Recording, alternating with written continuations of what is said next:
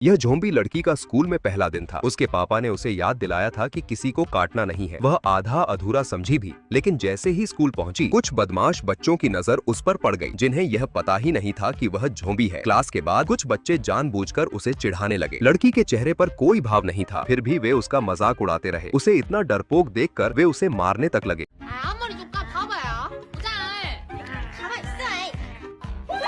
अचानक सब हैरान रह गए, क्योंकि लड़की की आंखों में जैसे तेज चमक उठा। टीचर भी डर गए। उसके पापा ने बस इतना कहा कि चिंता मत करो, मैं ठीक कर दूंगा।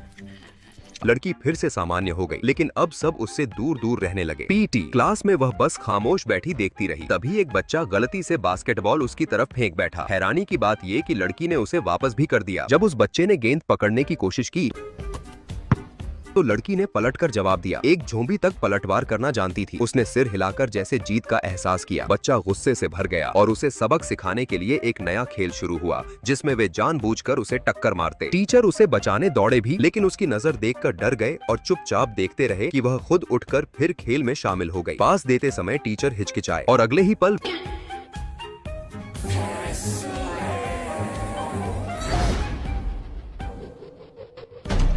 वे इतने डर गए कि गेंद तेजी से लड़की के चेहरे पर दे मारी। चोट इतनी भयानक थी कि उसका चेहरा बुरी तरह उधड़ गया। उसके पापा तुरंत उसे उठाकर नर्स रूम ले गए। डॉक्टर पूरे आत्मविश्वास से उसका चेहरा ठीक करने लगे, यहाँ तक कि उसकी हरकतों की नकल भी करने लगे। और हैरानी की बात ये कि इससे वह सच में ठीक होने लगी। लेकिन पूरी तरह ठीक करने के लिए डॉक्टर ने एक बार और एडजस्ट किया और इस बार लड़की पूरी तरह ठीक हो गई। टीचर माफी मांगने के लिए एक तोहफा लेकर आए, लेकिन उसके पापा ने लेने से मना कर दिया। तब टीचर ने बताया कि उसके क्लासमेट बाहर उसका इंतजार कर रहे हैं। सबकी हैरानी की बात ये थी कि झोंबी लड़की ने अपने पहले ही दिन दोस्त बना लिए थे और उसने तो अपना एक अलग ही अंदाज निकाला था उन्हें हेलो कहने का।